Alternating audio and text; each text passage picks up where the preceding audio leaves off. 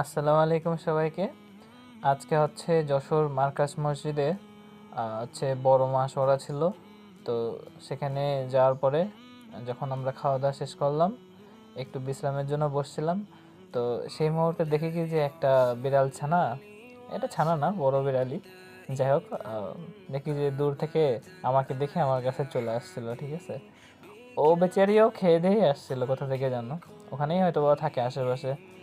এসে আমার পাশে বসলো, তারপরে দেখি শুয়ে বললো। হুম। তো খুব আদর করলাম ওকে।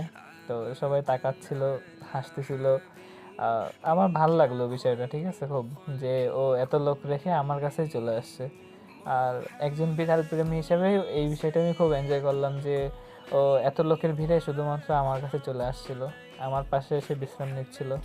তো পরবর্তীতে ওকে কোলে নিয়ে একটু আদর করছিলাম, তো চলে আসি।